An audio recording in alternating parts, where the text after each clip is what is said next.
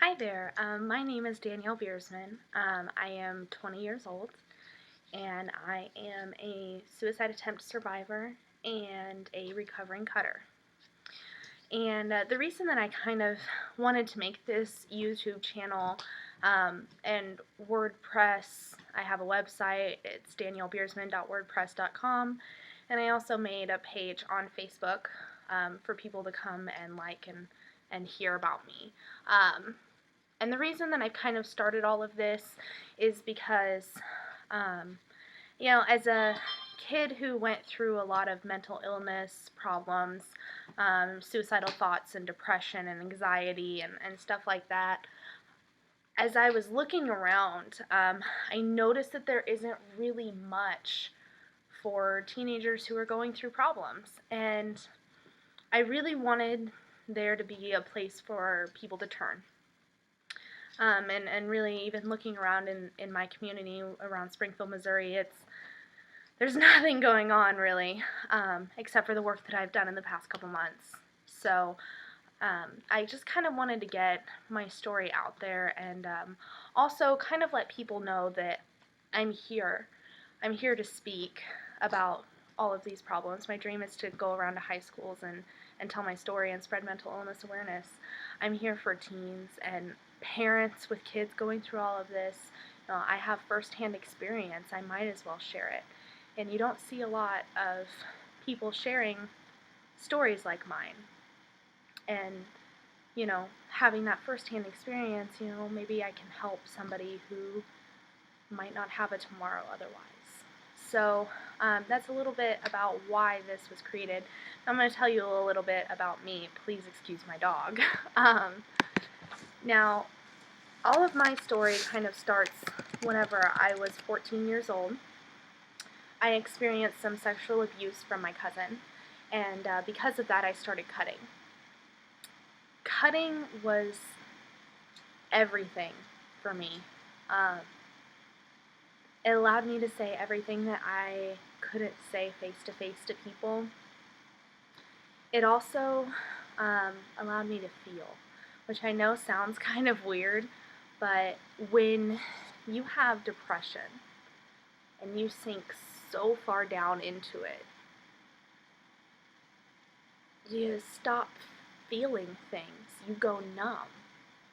I was completely numb. I was so far into depression. I actually have a couple scars on my arms. Oh, I have lots of scars on my arms, but the two here that I'm referring to are little circles. And what they are is one day I turned to my friend Ash in the middle of school, and I said, I can't feel anything. And she dug her fingernails into my skin as hard as she could for a while. And I couldn't feel anything. So, depression has a lot of ins and outs. And my cutting just happened to be one of mine. Not everybody who has depression cuts or does anything like that. Sometimes people burn themselves, which I could never get into. And there's a lot of other outlets that people use. Cutting just happened to be mine. And I kept it a secret for 4 years. Nobody knew. Nobody in my family knew. I remember having to wear Spanx underneath my prom dress whenever I was putting it on because I didn't want my mom and my sister to see my legs. Because then they would know. I kept it a secret pretty well until I went to college, and my RAs found out. They started taking me to the hospital, making me be part of, some groups such as partial, and that is where you go from like 9 to 2:45 or something, and you meet in a group and you learn how to cope and deal with feelings and all of that good stuff. But I still just seemed to be spiraling, and suicide became a constant thought all the time. I knew where the pills in my bag were, and I knew I could take them all, and nobody would have to know. So my college ended up asking me not to return during this time period, not to return for spring semester. had a lot of problems, and I needed to deal with them, and I wasn't, obviously. I was in the hospital pretty much every other week. And then when I started going to partial, I was there every day. But, so I was missing class a lot. So they just decided to ask me to go home, get some help, and then return whenever I felt like I could. So I did. However, while I was at college, I was diagnosed with depression, anxiety, PTSD, borderline personality disorder, and OCD. They also told me I was bipolar, but I don't really think so. So that one's just kind of up in the air. I don't really consider that something that I was diagnosed with, though. So my last cut, except for one relapse, was on January 8th, 2013. My relapse was 2 months ago, 60 days. So because I quit cutting, and that was my way to feel. That was my way to show myself that I was still alive, that I could still feel things. Because I couldn't feel happiness, I couldn't feel anything, but just, it felt like every time I breathed, I was breathing more water into my lungs and drowning myself. And the water was depression. And so on February 26th, 2013, I attempted suicide. I don't remember a lot from that day, to be perfectly honest. I was on a medicine for my depression at the time, and I had ran out of it for about a week and a half. And so the chemical was lacking in my brain. So it was kind of a turbulent time. And so I remember going, I don't remember what kind of flipped this switch in me, and all of a sudden I was going to attempt suicide that day. I don't remember that moment, but I do remember opening the medicine cabinet in my parents' bathroom and taking every single pill bottle. I, remember dumping them all out on the couch in a big old pile. I remember writing suicide notes to my mother, my sister, and my significant other at the time. And then I just started taking handfuls, big handfuls, out of this. It's a big pile of medicine. And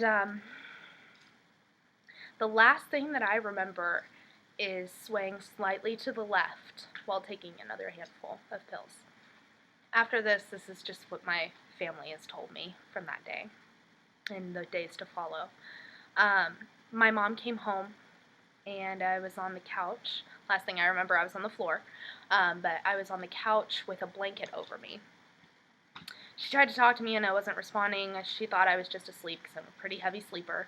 And then she saw the pill bottles.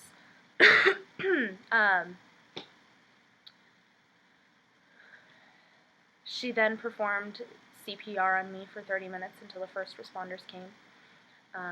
My significant other had tried to call me, and when my mom answered, all they heard was screaming. My mom was just screaming. She says she doesn't remember it like that, but it wasn't a lot she could focus on other than performing CPR on me. So the first responders got there and took me to the hospital, and the doctors were very confident that I would be awake the next morning. And that's what they were telling my family, and I'm sure that was making them feel better, but I did not wake up. I didn't wake up for 6 days. I developed a condition called ARDS, which is acute respiratory distress syndrome. Sorry, I forgot. Distress syndrome. And what that is whenever your organ or your lungs aren't absorbing oxygen. And I had aspirated on my own vomit a couple times, and so there was lots of fluid in my lungs, and they were starting to harden. 1/3 of people who get ARDS die, and many of the other survivors end up having permanent damage, such as memory loss from the brain not getting enough oxygen. I'd say that I have a tiny bit. I mean, my long-term memory isn't that great, but I don't know if it's ever been great, to be perfectly honest. So overall, though, I didn't have any long-lasting damage. my kidneys went into shock and I had to be put on life support. And my kidneys are kind of rough still. I get UTIs constantly. But overall, I didn't have a lot of long-lasting effects, which I'm incredibly grateful for. I mean, I'm alive, and I don't have, like, bad brain damage, and it's pretty much all you can ask for. So, after I woke up in a different hospital. They had transferred me for a pulmonologist, and I don't remember a lot initially waking up. The medicine and, I had to be put on life support and all kinds of different things were going on. I remember them taking the feeding tube out of my nose. That's the first thing I remember. I remember just a flash of my mom and my sister being in there. But the one thing that I remember the most, and that has probably kept me going for as long as it did, is my dad. He was sitting in a chair across from me in the bed. And he goes, "It's like Lydia and Carson being in the hospital at the same time, and it's still not that bad." And that's my niece and nephew, for those of you who don't know me. Lydia and Carson are my niece and nephew in my world. I love them. And my new nephew, Barrett. They're my worlds. So whenever he said that, it was a shock to the system, and I realized just how badly I'd hurt my dad. And it was something I really never wanted to do again. My mom had started planning my funeral, imagining what life would be like without me, and, I'm 20 years old. At the time, I was 18. Like, no parent should have to go through that, ever. And I feel very bad because I put her through that. I put them through all of this. And that's something that I can't ever fix. My mom still wakes up with nightmares. So, I went to the mental ward for the last time, and I learned how to deal with my emotions and my feelings in ways other than at the end of a blade. And not blaming others for what had happened to me. It wasn't their fault. And forgiving those who did. Whenever you're depressed, a lot of things that go on kind of get twisted in your head, and you see it through this rose-colored glasses almost, but not in a good light. They're more like black-colored glasses. And so I kind of realized the situations and what was really going on during that time, and was able to kind of really see everything for what it was. And that was really good. I got into a program called Celebrate Recovery. My family made me go. I was so mad. I did not want to go. I didn't see any point for me being there, except for I just attempted suicide and almost lost my life. But I didn't want to go, but now they're like my family. I love them. And this was kind of the point whenever I realized that I really wanted to help others. Not just, like me, but showing everybody that mental illness is real, and depression is all-consuming. It's like you're underwater, and you're gasping for air all the time, but you're watching everybody around you breathe normally. And it just, indescribable pain. Detaching yourself from the world like I did, and spending every day in bed and never getting out, not showering, it's just a rough time. So I got in touch with Community Partnership of the Ozarks, and they had just gotten a grant for some public service announcements, and I didn't know this yet, and they were trying to figure out what they were going to do, how they were going to talk about suicide prevention, and I emailed them, and they were like really grateful because they didn't know how to word it, how to make it non-offensive, because people who haven't been in that situation, they don't know how somebody's going to take it. So I helped them write the scripts. Essentially, I wrote the scripts, but I helped them write it. Will had a lot of good ideas, and so did Johanna and Spencer, which were the teenagers that worked with us on on this, and they were so great. I give all the props in the world to these two kids because they had to talk about a topic that adults don't talk about, and they did great. And while we were filming the public service announcements, I would tell them, hey, so these are the 4 emotions that you would be feeling all at once right now. So good luck with that, bye. and they would translate it, and I think it came across really well in the videos. Spencer did a really good job of, being somebody who's depressed severely and wanting to take their own life. And Johanna, there's some typical responses that some people have, and most people won't try and press it. But, we had her keep pressing it and be like, no, seriously, are you okay? And, kind of pulled the truth out of them. Because whenever you're depressed, you're not going to willingly tell people.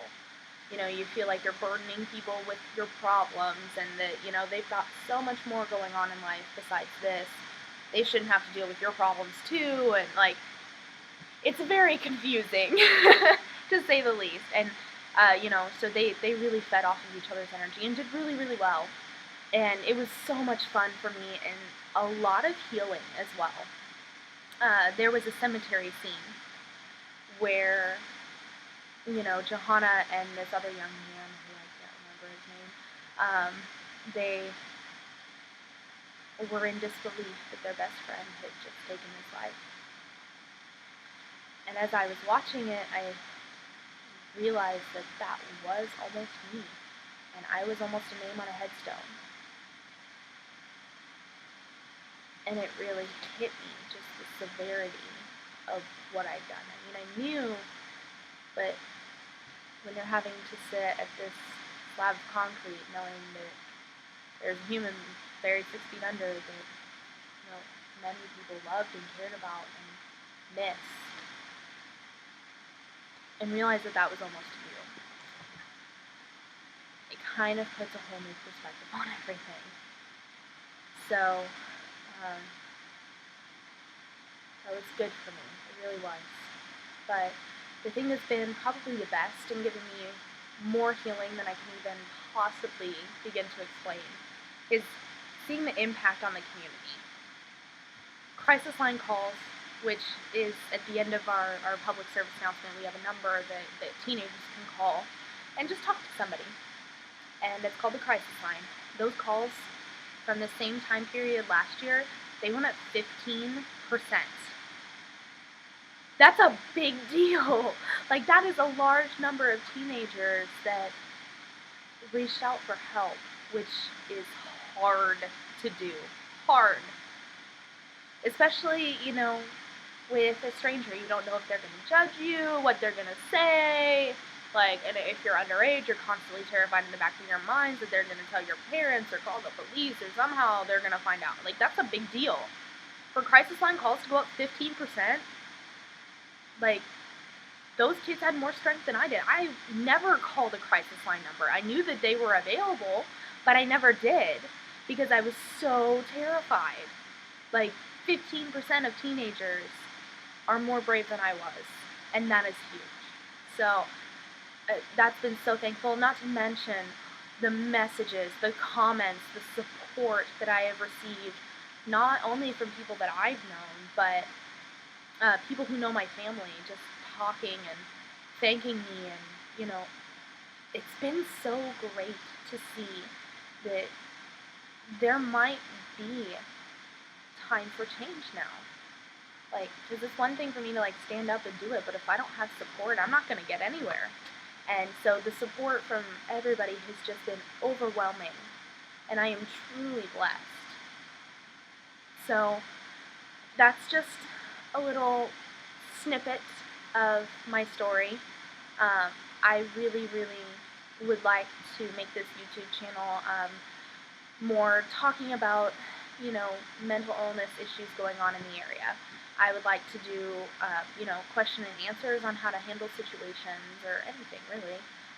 I'd like to delve a little bit more into my story.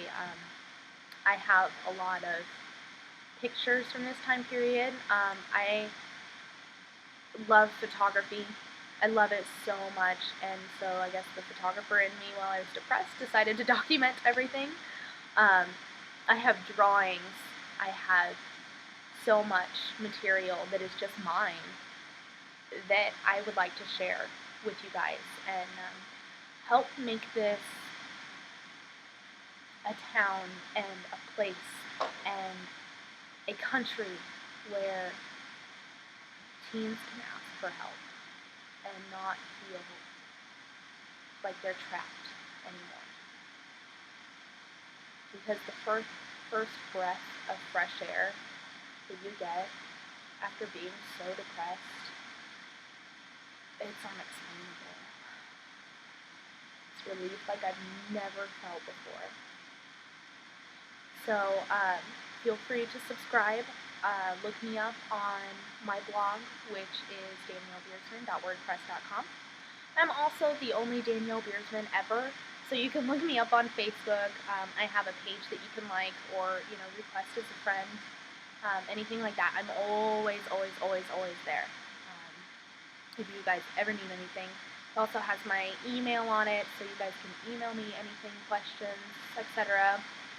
If you prefer to keep it anonymous, just let me know, and I definitely will.